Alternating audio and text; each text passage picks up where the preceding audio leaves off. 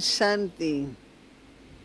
मैं ये चाहूंगी कि आप सभी भी मेरे साथ में मन से, फिर मुख से, फिर मिल करके एक साज में ओम शांति बोलेंगे।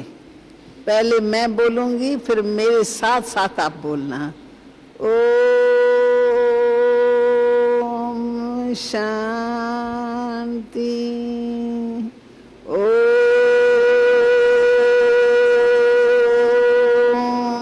शांति, ओम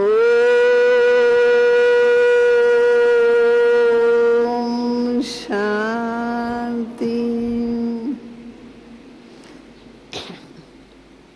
आज के विषय पर पूर्व वक्ताओं के द्वारा आप सब ने उनके अनुभव युक्त विचार सुने।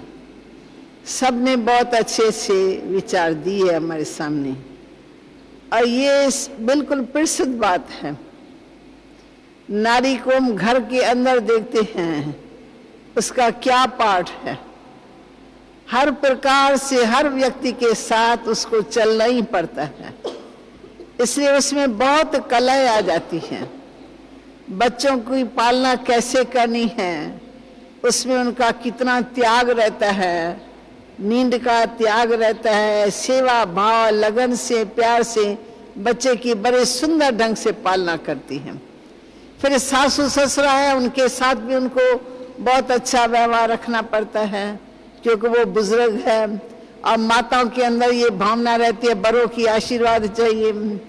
पति के साथ कैसे चलती हैं, भले ही पति कैसा होता है, शराबी कबाबी होता है, कई बार मारपीट भी बहुत होती है घरों में, परंतु वो सहनशीलता की देवी बन करके वो किसको ये दुख सुनाए, तो सहन करके फिर भी उसके साथ चलती है। ये हिंदू नारी है जो इस प्रकार से चल जाती है। तो नारी की विशेषताएं तो बहुत है, परंतु वर्तमान समय जो नारी का सम्मान था, वो सम्मान आज नहीं है। कभी नारी किस स्टेज पर थी? पहले लक्ष्मी पीछे नारायण, पहले राधे पीछे श्याम, पहले सीता पीछे राम। तो पहले नाम माताओं का आता है।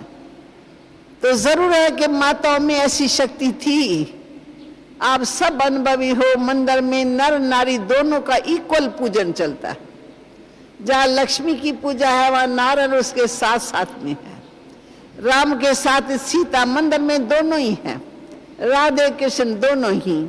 तो एक जमाना ऐसा था जिसको हम सत्य युग कहते हैं, सुख धाम कहते हैं, उसमें दोनों इक्वल थे, दोनों का मर्तबा इक्वल था। परंतु चलते चलते ऐसा समय का परिवर्तन आया जो पुरुष प्रधान हो गए और नारी को उन्होंने दबा दिया। नारी दासी है, नारी के लिए पता नहीं क्या क्या शब्द सन्यासियों के मुख से निकले हैं, जो आज भी कई स्थानों पर नारी का तिरस्कार भी किया जाता है। परंतु जिस नारी ने जन्म दिया पुरुष को, उस नारी के लिए ऐसे कहना ये यथार्थ तो नहीं है ना। तो ये है धर्म गिलाने के चिन्ह, जबकि नारी का मर्तबा पुरुषों ने ही नीचे कर दिया। परंतु अब मैं आप सबको खुशखबरी सुनाती हूं कि जो कुछ कर सकती है वो नारी कर सकती है। परम पिता परमात्मा ने पिता श्री ब्रह्मा उनको निमित्त बना करके माताओं का मर्तबा चालू कर दिया। हमारी सिंध के अंदर भी नारियां दबी हुई थी, कुछ भी कह नहीं सकती थी मुख से। अगर कुछ भी बोलती थी तो मारे खाती थी, चाहे कितने भी बड़े घर की हो, धनवान हो, सब कुछ हो, लेकिन पुरुषों को ये नशा चढ़ गया था हम पुरुष हैं। तो ऐसी हालत में स्थिति बहुत नारियों की कमजोर थी, डरपोक थी नारियां, कुछ नहीं कर सकते, निर्बलता थी उनके अंदर। उस सभा के बीच में हम लोग भी ऐसे ही थे, हम भी छोटे छोटे बच्चे थे, लेकिन बहुत डरपोक। हमें पता ही नहीं है कि हमको समाज में कैसे चलना है, क्या करना है, क्या नहीं करना है, कैसे सबके साथ व्यवहार करना है। हमारे अंदर में भी बहुत कमजोरियां थी। लेकिन जब से परमात्मा ने, क्योंकि परमात्मा त्रिकालदर्शी हैं, वो तीनों कालों को जानता है, सतयुग से लेकर के कलयुग के पूरे चक्र को जानने वाला वो परम पिता परमात्मा ही है। वो ज्ञान का सागर है, वो जानता है अब समय का फिर परिवर्तन आने वाला है। कलयुग में हम खड़े हैं, अभी सब जानते हैं कि कलयुग है, ये कोई सतयुग नहीं है। इसको हम सुखधाम नहीं कहेंगे, इसको हम स्वर्ग नहीं कहेंगे। तो कलयुग में खड़े है, तो कलयुग के बाद फिर कौन सा युग आएगा? जरूर है कि कलयुग के बाद सतयुग आएगा। दिन के पीछे रात और रात के पीछे दिन, ये तो सृष्टि का चक्कर है, ये तो सृष्टि का नियम है। तो परमात्मा ऐसे समय पर फिर ऐसी संस्था की स्थापना कराई है जिसमें माताओं को जो कमजोर है, दुर्बल है, उनको फिर से उनके स्वमान की स्मृति दिला करके उनको फिर से शक्ति दे दी है। राजयोग सिखा के उनको आत्मक ज्ञान दे करके, आत्मक बल उनमें पैदा करा करके उनको विश्व की सेवा के लिए निमित्त बना दिया। ये तो हम अपने अनुभव की बात सुनाएंगे। तो हम भी छोटी छोटी बच्चियां थी, कायरता थी, कमजोर थी, कुछ भी करने के लिए हमारे अंदर न कोई कला थी, न कोई ऐसा अकुल था, कोई किस्म की शक्ति नहीं थी। लेकिन जब हम पिता परमात्मा के पास आए, उसके हम बच्चे बन गए, उसमें हमारा निश्चय हो गया, तो उसने जो स्मृति दी, उससे हमारे अंदर जो सोई हुई शक्तियां थी ना, वो सब जागृत हो गई। हम क्या नहीं कर सकते हैं, क्यों? हम परमात्मा के बच्चे हैं, भगवान के बच्चे। भगवान ने पहले तो माताओं को आगे रखा हुआ है। भगवान की महिमा में भी जब हम गाते हैं तो हम क्या कहते? तुम मात पिता हम बालक तेरे।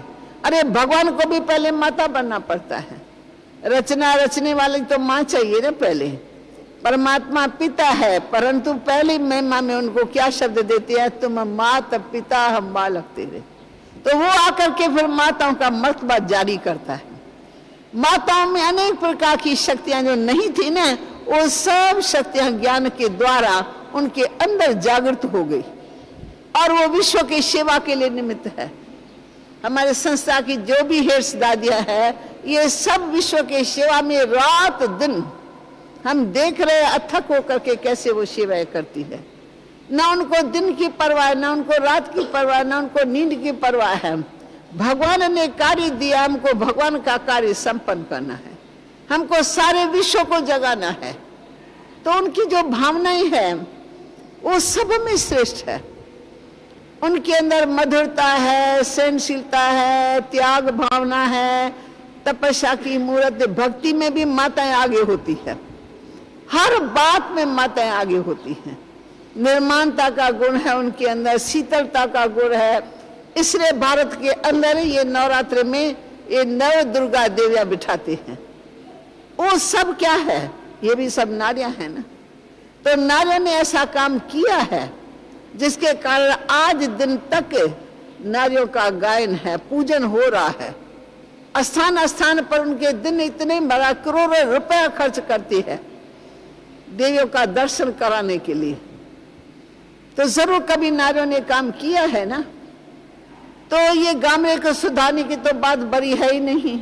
सिर्फ नारियों को ये पता लगे मैं हूं कौन, मैं शिव की शक्ति हूं। शिव बाबा ने हमको निमित्त बनाया है। तो जो माताओं की शक्ति उस तरफ जा रही है, पुरुषों से समानता का भी वो बहुत मुकाबला करते हैं। हमारी संस्था में ये नहीं सिखाया जाता है। पुरुष अपने आप में पुरुष है, परंतु स्त्रियां जो कमजोर है उनको उनके समानता में ला करके दोनों को इक्वल बनाकर फिर से संसार को सुखमय बनाना है। तो सुखमय बनाने के लिए बाबा की पहली शिक्षा है तो तुम पहले अपने आप को पहचानो, तुम कौन हो। अपनी शक्तियों को पहचानो, अपने पाठों को पहचानो, अपनी अनेक जन्मों में जो आदि मध्य अंत में हमारा पाठ रहा है संसार में, उस सारे पाठों को पहचानो, समझो, और फिर से नई शक्तियां परमपिता परमात्मा से लेके सारे संसार का उद्धार और कल्याण करो। तो परमात्मा ने माताओं को निमित्त बना दिया है। ये माताएं निमित्त थी थोड़ी, आज से 60 साल पहले कोई शक्ति नहीं थी, परंतु परमात्मा ने निमित्त बनाए तो कहां से शक्ति आ गई। हम खुद वर्णन खाते, ये शक्तियां थी नहीं, परंतु ज्ञान के द्वारा, योग के द्वारा ये शक्तियां धीरे धीरे ऐसे जागृत हो रही जो हमारी भावना में भी चेंज आ गई। मैं अपना अनुभव छोटा सा सुनाऊंगी कि जब मैं कराची में थी, हैदराबाद में थी, तो वहाँ मुसलमान लोग बहुत थे, आसपास में सब मुसलमान रहते थे। तो भले पड़ोसियों के साथ तो हर एक बना के रखता है, वो अलग बात है, परंतु मुसलमानों के नाम से डर रहता था। हम अकेले जाते थे तो हम बातें सुनते थे ना बड़ों से, तो फलाने मुसलमान ने ऐसा कर दिया, फलाने ने ऐसा कर दिया, तो इतना डर बैठा हुआ था कि हम जाते आगे थे पर बार बार आगे पीछे देखेंगे, कोई मुसलमान भाई तो नहीं आ रहा है, कोई मुसलमान भाई तो नहीं आ रहा है। परंतु जब ज्ञान मिला, हिंदू मुस्लिम सिख ईसाई हम सब आपस में भाई भाई हैं, हम सबका बाप एक है, हम सब खुदा के बच्चे हैं, तो हिंदू मुस्लिम सब भाई भाई हैं। तो हमने अपनी दृष्टिकोण को बदल दिया, आत्मक दृष्टि से देखना शुरू कर दिया। तो जब जो भी आते थे हम उनके प्रति भावना अच्छी रखते थे कि ये भी मुसलमान क्यों, देह के धर्म में मुसलमान है, हम देह के धर्म में हिंदू है, तो देह का धर्म तो है ही विनाशी ना। जब देह विनाशी तो धर्म भी विनाशी, परंतु आत्मा अविनाशी है और अविनाशी पिता की संतान है। घर भी हम सबका एक है, परम धाम, और मंच भी एक है, आकाश भी एक है, तो धरनी भी एक है, सागर भी हम सब के लिए है। हिंदुओं का सागर अलग, मुसलमानों का सागर अलग, आसमान में भी हिंदुओं के लिए अलग हद हो और मुसलमानों के लिए अलग हो दो, ऐसे तो है नहीं। खुदा की ये सारा खुदा का बगीचा, उनमें सबको इक्वल हक है। हम मनुष्य तो भी मानवता का अधिकार है, अगर हम रूहें हैं, आत्माएं हैं, हम सबको अधिकार है परम पिता परमात्मा से सुख शांति का वर्षा पाने का। तो भेदभाव मिटाया बाबा ने, पहले ये भय सब निकाल दो। हिंदू मुसलमान के भेदभाव की जंजीरों में अपने आप को जकड़ डाला है, इसलिए हमारे में कई कमजोरियां आ गई। स्त्री इतनी दब गई जो बात मत पूछो, बात बात में, क्योंकि वो अपने को कमजोर समझती है, मैं कुछ नहीं कर सकती हूँ। विदेश में वही नारी है, देखो पुरुषों के समानता में चलती है और ड्रेस भी ऐसी पहनती है जैसे वो पुरुष है। परंतु हमारे भारत की ड्रेस बहुत अच्छी है, मर्यादाएं बहुत अच्छी हैं, पत्नी को पति के लिए भाव है, ये अच्छी बात है। पति को भी पत्नी के लिए भाव रहना चाहिए, रिगार्ड होना चाहिए। अगर वो श्री नारायण पद पर रहेंगे तो वो लक्ष्मी है, उनको दासी बना करके तो फिर नहीं चल सकते ना। तो संस्था के ज्ञान ने, योग ने हमको शक्तिशाली बना दिया, परंतु दिव्य गुणों की धारणा के साथ।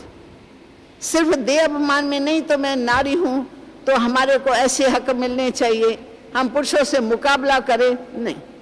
आज दिन तक हमारी संस्था ने किसी भाई के साथ ऐसे मुकाबला नहीं किया। हमारे में जो कमजोरियां थी वो हमारी दूर हो गई और विश्व के सेवा में परमात्मा ने निमित्त बना, हम सेवा करते रहे। परंतु हमारे भाइयों के लिए हमको बहुत प्यार रहता है, वो सदा हमारे हर कार्य में मददगार है। हमको वो आगे रखते हैं तो हम उनको पीछे नहीं रखते, हम उनको साथ में मिला करके चलते हैं। भाई आपके सिवाय काम नहीं चल रहा, ये तो काम आपको करना है, तो वो मिलकर के काम करते हैं। इतने सारे मेले को संभालने के लिए भाई बहन दोनों आए हैं, यज्ञ की सेवा भी करते हैं, खाना भी पकाते हैं, खिलाते भी हैं, बिठाते भी है, सब काम भाई बहनें मिलकर के करते हैं। तो भावना बदलने से हमारी जीवन बदल गई। जीवन बदलने के साथ हमारी जो अंदर की कमजोरियां थी खत्म हो गई और दिव्य गुणों की धारणा आने के साथ हमारे में शांति, शक्ति, पवित्रता, प्रेम, ऐसे सद्गुणों की धारणा हुई जो घर घर स्वर्ग होने लगा। तो मैंने देखा, एक बार मैं पानीपत में गई तो पानीपत के आसपास में छोटे छोटे सेंटर थे, वहां हमारी छोटी छोटी बहनें रहती थी। परिवार का परिवार चलता है तो बच्चों को भी समर्पण कर देती है। तो उन छोटी बच्चों ने गांव गांव में जाकर के सेवा की। तो बोला, बहन जी गांव, सारा गांव बदल गया है और उनके लोगों में बहुत चेंज आ गई है। उन्होंने काफी त्याग किया है। कहती है वो शराब ऐसे पीते थे पानी के माफिक, पर शराब पी करके फिर ऐसा घर में घमसान करते थे जो घर वाले बहुत तंग रहती थी और रोज कहती थी बस आज मैं मर जाऊंगी, मैं आज मर जाऊंगी, इसके आने से पहले मैं मर जाऊंगी। तो सारा टाइम उनको टेंशन और मरने की सिवाय और कोई बात ही नहीं सोचती थी। कहती है जब से हमने ज्ञान सुनाना शुरू किया तो भाई बहनों दोनों ने सुना। सुनते हमने देखा तो भाइयों में परिवर्तन आना शुरू हुआ। बोला, बहन जी अगर तुम रोज यहाँ आएंगी, रोज ज्ञान स्नान हमको कराएगी तो हमारी आत्मा की शुद्धि होगी, हमारे में शक्ति आएंगी और हमें ये सब ऐसे छोड़ देंगे। तो आप रोज आओ, हम अपना प्रबंध देंगे, हाँ हम अपना साथ भी देंगे जो आपको लेके आवे और फिर लेके जावे भी। तो जैसे जैसे बहनों ने 1 मास शुरू किया तो कहती है गांव ऐसा बदल गया जो अब सबका चेहरा चमक रहा है। सब योग में बैठते, बड़े मस्ती में बैठते हैं और उन्होंने शराब छोड़ दिया है, लड़ना झगड़ना छोड़ दिया है, घर में रोना पीटना चलता था वो सब छोड़ दिया है। तो मैंने कहा मैं भी ऐसे लोगों को देखना चाहती हूँ। तो मैंने कहा कल का दिन मैं यहाँ हूँ, आप भले गांव वाले सबको बुलाना। मैं तो उन छोटी बहनों की सेवा का वो चमत्कार देखना चाहती थी, इसलिए मैंने कहा उनको सबको बुलाना। और जब वो सारा क्लास इकट्ठा हुआ, 60-70 के लगभग थे भाई बहन, वो सब इकट्ठे हुए तो सबसे मैंने ज्ञान की बातें पूछी। सब ज्ञान के अच्छे उत्तर देने लगे कि मैं आत्मा हूँ, किसकी संतान हो, परमपिता परमात्मा की, कहाँ से आए हो, कहते परम धाम से आया हूँ। ऐसे करके मैंने कई क्वेश्चन जीवन के पूछे, सबके राइट उत्तर। फिर मैंने कहा मुझे कोई ऐसा भाई हो जो अपने जीवन का परिवर्तन सुनावे। क्या परिवर्तन आया है? आप पहले भी थे गांव में, बड़े आदमी थे, वहां के मान्यन्य थे और आज भी हो, क्या तुम्हारे में परिवर्तन आया? तो उछल के बोलते हैं बहन जी मैं बताता हूँ, बहन जी मैं बताता हूँ। उठ करके जब खड़े हुए और उन्होंने अपना अनुभव सुनाया कि हमारे में यही आदतें थी, हम खाते भी थे तो पीते भी थे तो लड़ते भी थे, अहंकार में थे तो हम पैसे वाले हैं। गांव में हमारे जैसा कोई नहीं, हमारे सामने तो कोई आवे हमको कोई कहने वाला ही नहीं। परंतु हम आपको सच बताते, इन छोटी बच्चियों ने, इन बहनों ने, हमारी छोटी छोटी बहनें हैं, इन्होंने हमको हमारे जीवन को बचा दिया है। ऐसा अच्छा ज्ञान सुना, ऐसा राजयोग सिखाया जिससे हमारे जीवन में परिवर्तन आया है। आज इतना समय हुआ, ये बातें छूटी सो छूटी, हमने वायदा किया भगवान के साथ में, तो हम आज से लेके ये सब चीजें यूज नहीं करेंगे, टच नहीं करेंगे। और जब से हमने छोड़ा है तो हमारे घर में शांति हो गई है, हमारी घरवाली हमसे खुश। फिर मैं पूछा कि तुम्हारी घरवाली कौन सी है भाई, तुम बताओ, उठो। फिर वो उठी, वो खुशी में नाचती रहे, बहन जी नरक में थे, बहन जी ने स्वर्ग मिला दिया। ये किसने काम किया? बहनों से पूछती हूँ तुमने तो बहुत बढ़िया काम किया। कहती है बहन जी मैंने नहीं किया, ये बाबा ने कराया। ये बाबा के पक्के भक्त थे, परंतु बुराइयों के चक्कर में फंसे हुए थे, आज वो निकल गए हैं। तो मैंने देखा जब भगवान ने छोटी बच्चों को निमित्त बनाया, उनमें ताकत आ गई। अगर गांव की माताएं ज्ञान योग सीखे समझे तो मैं निश्चय बताती हूँ ये गांव सब स्वर्ग बन जाएंगे। शांति, पवित्रता, स्वच्छता तो माताओं में होती है। अगर माताएं स्वच्छ रहती है तो सारे घर को स्वच्छ बना लेती है। यहाँ पर आप देखेंगे ना, सब लोग आके ऊपर छत तक देखते हैं कहीं जाला तो नहीं लगा हुआ है, तो कहते हैं यहाँ तो जरा भी हमको कचरा देखने में नहीं आता है। क्योंकि जो ऊपर वाली दादी है हमारी, बाबा ने जो सिखाया वो दादियों ने धारण किया और बाबा वाले संस्कार बच्चों में आ गए ज्ञान के हिसाब से भी, तो वो निमित्त बन गई। तो जिन भी आत्माओं को सेंटर संभालने की जिम्मेवारी मिलती है उनमें ये सब गुण ऑटोमेटिकली आ जाते हैं। तो मैं आप सब माताओं को ये विश्वास दिलाती हूँ कि जो कुछ आपके अंदर है वो अभी छिपा हुआ है। वो छिपा हुआ जो है ना, वो सब निकलना चाहिए। वो तब निकलेगा जब आप राजयोग का अभ्यास करेंगे, जब आपके गांव में ज्ञान की गंगा बहेंगी। पहले आप सेंटर में जाएंगे, वहां थोड़ा थोड़ा ज्ञान सुन करके फिर जब 10-20 जने इकट्ठे हो जाएंगे ना, तो हमारी बहनें आकर के आप लोगों को राजयोग का अभ्यास करेंगे। मन इतना शांत शीतल हो जाएगा, अपने आप आपका स्वभाव चेंज हो जाएगा, क्रोध करने का संस्कार खत्म हो जाएगा। तो आपको क्या चाहिए? भाइयों को भी शांति चाहिए, घर वाले शांत रहे, और बहनों को भी ये शांति चाहिए तो हमारे घर वाले शांत रहे, हमसे कोई लड़ाई झगड़ा न करे। तो हम दोनों ही मिलकर के फिर घर को ऐसा सुंदर बनाएंगे, सुखमय बनाएंगे, जो हमारा घर सुधर गया, गांव सुधर गया, फिर शहर सुधर गया, फिर सारा देश ही सुधर जाएगा। ऐसी मैं आशा करती हूँ कि देश सुधरने का ये टाइम आया हुआ है, सारे संसार को बदलना है। ये भगवान का प्लान है, भगवान ने हमको बताया है, हम सबको बताने चाहते हैं, मेला प्रदर्शनी करते हैं, सबको बताते हैं। भगवान बाप अब धरा पर आ चुका है, और वो आकर के प्रजापिता ब्रह्मा के द्वारा वो नई दुनिया की स्थापना का कार्य करा रहा है, जहां दोनों ही इक्वल रहते हैं, लक्ष्मी नारायण दोनों इक्वल, सीताराम दोनों पूजनीय, किसी में भी कमी न हो। तो हम ये नहीं चाहते कि माताएं आगे बढ़े तो पुरुष दब जाए, नहीं, दोनों से गाड़ी चलेंगी। गाड़ी का पहिया कोई नीचा कोई बड़ा थोड़ी होता है, कोई छोटा कोई बड़ा, सब इक्वल होते हैं। तो हमारी भी आशा है, भगवान की भी आशा है, आप सबकी भी आशा है। तो घर घर स्वर्ग होना चाहिए, इसलिए नारियों को अधिकार बहुत है, परंतु शक्तियां थोड़ी छिपी हुई है, वो राज्यों के द्वारा फिर इमर्ज होती है, जिससे संसार सुख में होगा। ओम शांति। जीवन की चुनौतियों का सामना करना इतना मुश्किल क्यों है? क्या आप अक्सर जीवन के प्रति उदासीन हो जाते हैं? आप अपने मन का उसकी पूरी क्षमताओं के साथ प्रयोग करते हैं? 70% से अधिक रोगों का कारण मानसिक तनाव है। तो आइए अच्छे स्वास्थ्य के लिए राजयोग द्वारा अपने मन को स्वस्थ बनाएं। तनाव मुक्त जीवन का सुख लेने के लिए प्रजापिता ब्रह्मा कुमारी ईश्वरीय विश्वविद्यालय द्वारा सिखाए जाने वाले सहज राजयोग के माध्यम से अपनी मानसिक व आध्यात्मिक शक्तियों को पुनः जागृत कीजिए। किसी भी आयु, धर्म, संस्कृति अथवा राष्ट्रीयता वाले व्यक्ति इसे आसानी से अपना सकते हैं। विविध प्रशिक्षण जैसे स्वप्रशासन एवं नेतृत्व, तनाव मुक्त जीवन, सकारात्मक चिंतन आदि Brahma Kumari academy for a better world mount Abu में आयोजित किए जाते हैं। अधिक जानकारी हेतु हमारे वेबसाइट bkwsu.com पर जाएं अथवा अपने स्थानीय सेवा केंद्र से संपर्क करें।